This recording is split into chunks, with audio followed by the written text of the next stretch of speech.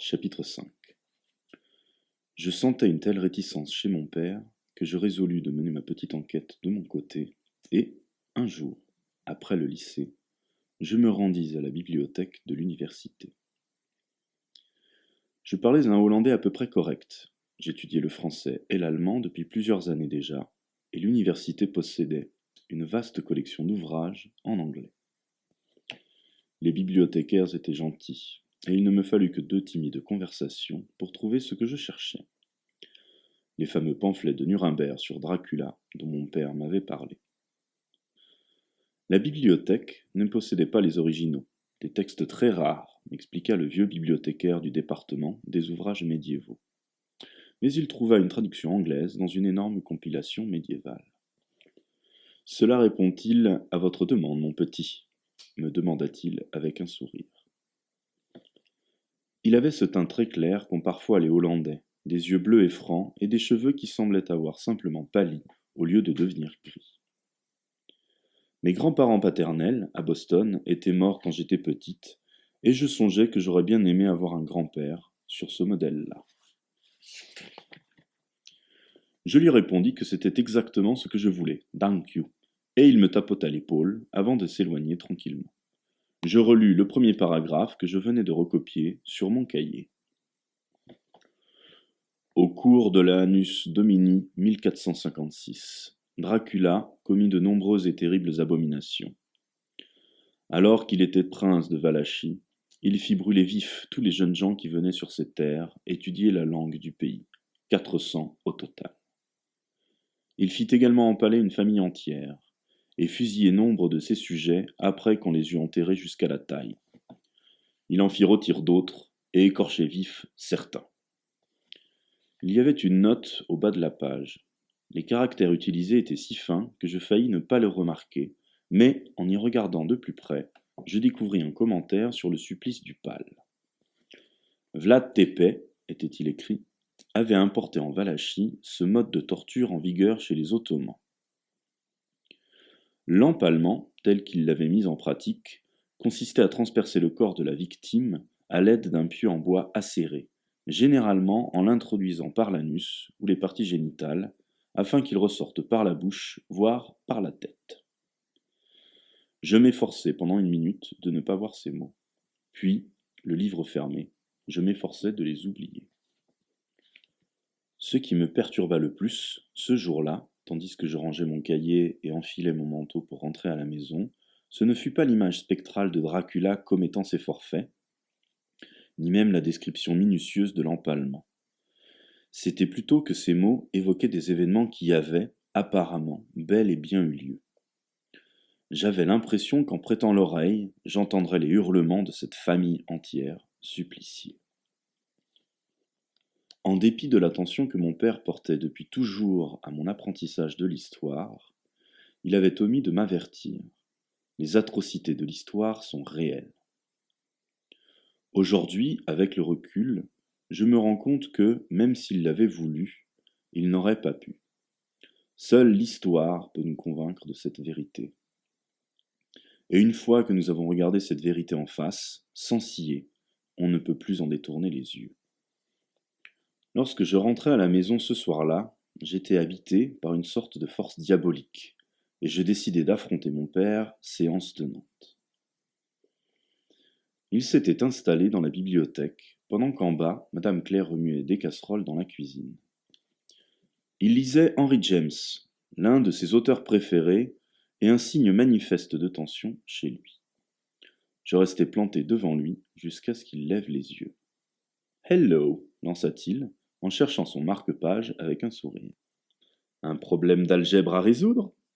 Mais ses yeux étaient déjà anxieux. « Je veux la fin de l'histoire. » Il garda le silence, ses doigts pianotant sur la coudoir de son fauteuil.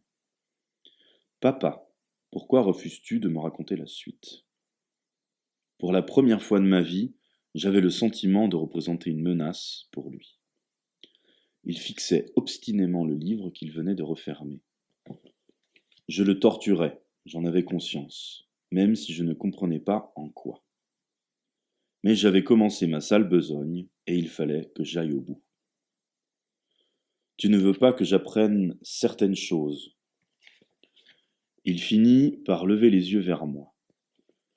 Son visage creusé reflétait une tristesse énigmatique dans la lumière de la lampe. Non, en effet. J'en sais beaucoup plus long que tu ne le crois, ripostai-je, tout en me rendant compte de la puérilité de cette remarque. J'aurais refusé de m'expliquer s'il m'avait questionné. Mais il croisa les mains sous son menton et se décida à répondre. Je n'en doute pas. Et parce que tu crois tout savoir et que tu ne sais rien, moi, je vais devoir tout te dire. Je le regardai interloqué. Je t'écoute, lançai-je d'un ton de défi. Il baissa de nouveau les yeux. Je parlerai dès que j'en aurai la force, mais pas d'une seule traite. Et puis il explosa. Je ne le supporterai pas. Sois un peu patiente avec moi.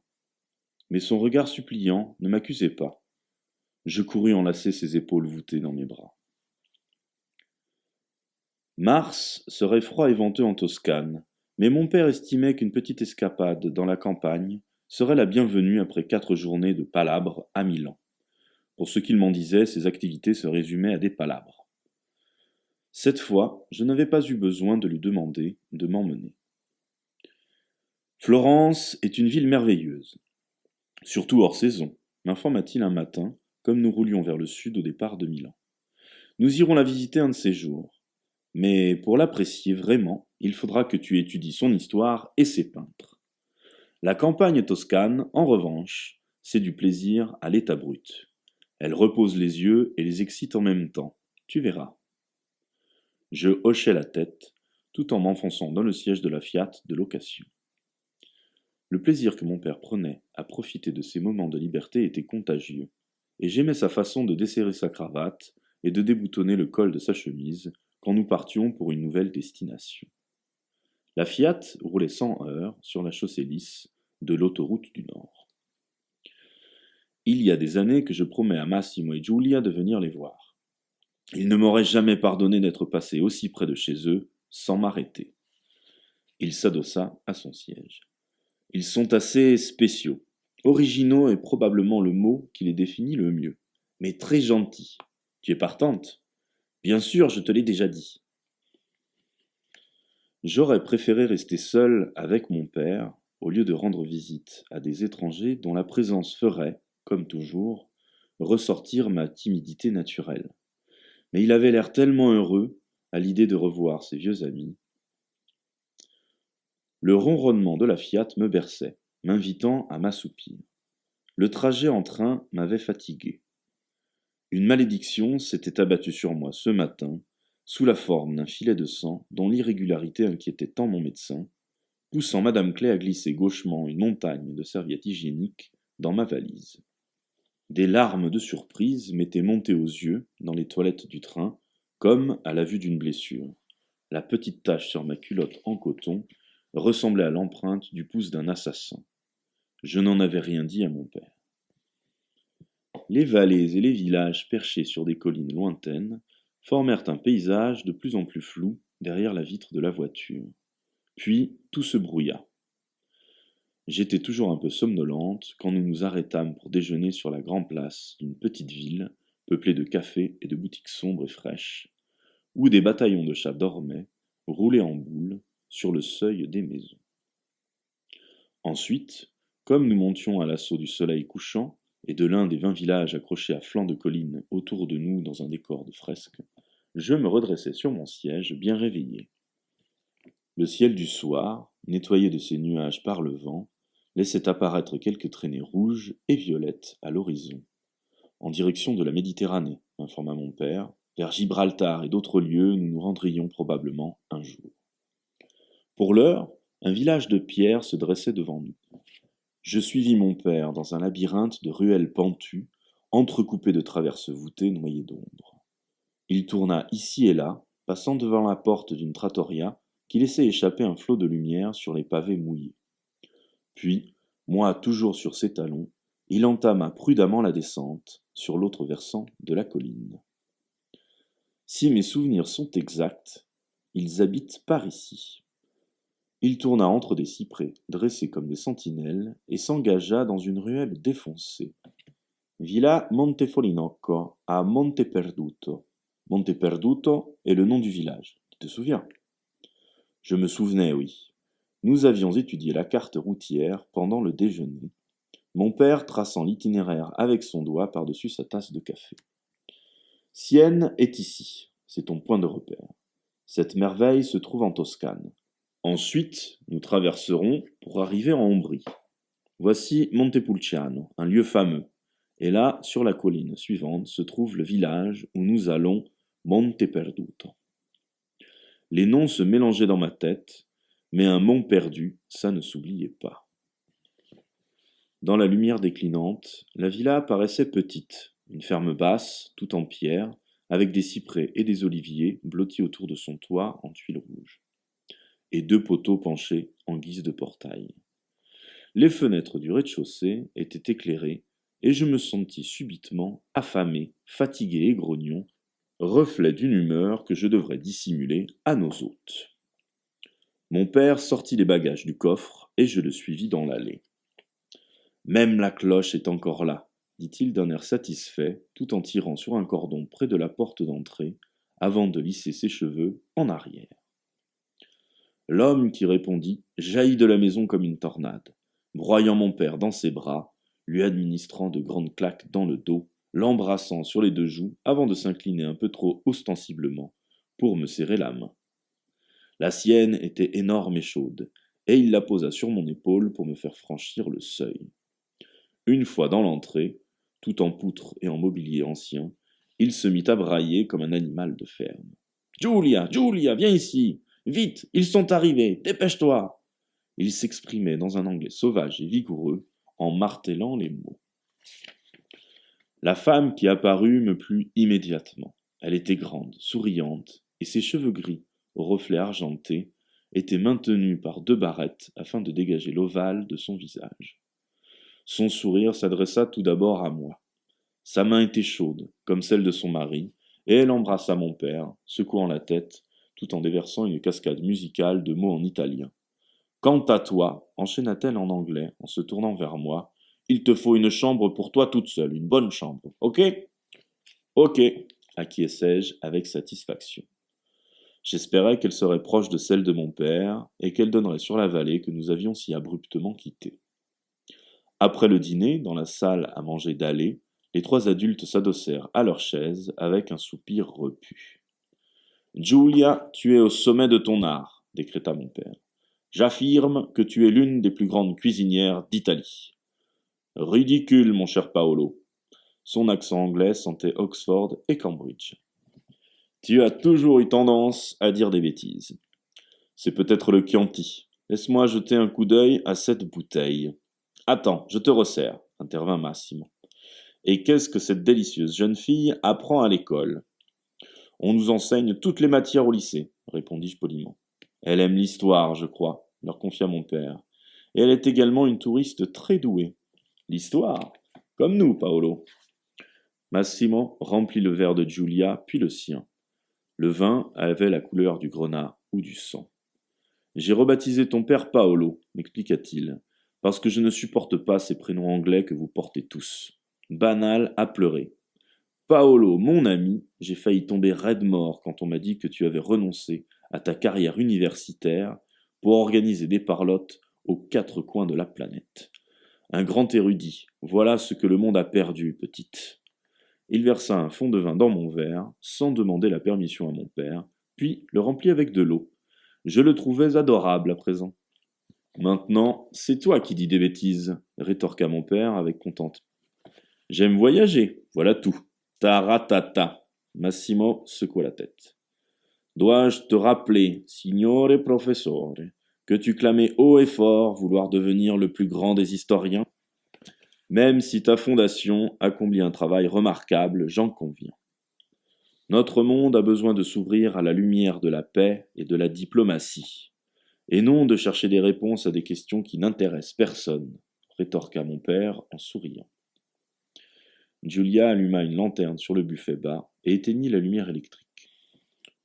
Puis, Elle posa la lanterne sur la table et découpa une torta sur laquelle j'avais essayé de ne pas loucher pendant tout le dîner. Le nappage lisse brillait comme une obsidienne sous la lame de son couteau. En histoire, il n'y a pas de petites questions, réfuta Massimo. De plus, le grand Rossi lui-même affirmait que tu étais son meilleur étudiant, alors que nous autres pauvres bougres ne parvenions jamais à lui donner satisfaction. Rossi. Le nom jaillit de mes lèvres avant que je puisse le retenir. Mon père me regarda par-dessus sa part de gâteau, mal à l'aise. Tu connais les légendes qui s'attachent au succès universitaire de ton père, jeune fille? Massimo engloutit un énorme morceau de gâteau au chocolat. Mon père me lança de nouveau un bref regard. Je lui ai raconté certaines choses concernant cette époque, dit-il. Il y avait une note dissuasive dans sa voix. Je crus tout d'abord qu'elle s'adressait à moi, mais la réponse stupéfiante de Massimo et la façon dont mon père détourna aussitôt la conversation vers la politique me firent comprendre que l'avertissement avait été destiné à son ami. Pauvre Rossi, soupira Massimo, un homme tellement extraordinaire, c'est tragique. On a du mal à croire que quelqu'un qu'on a connu personnellement ait pu disparaître comme ça. Pfff.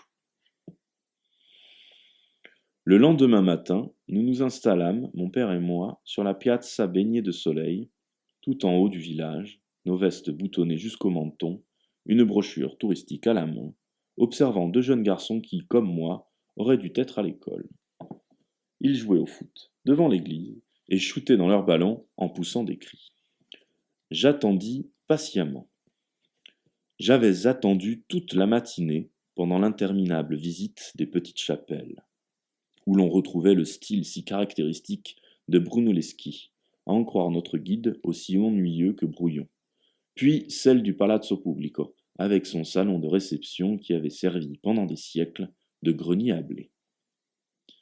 Mon père me tendit avec un soupir l'une des deux bouteilles ventrues et granuleuses d'orangina.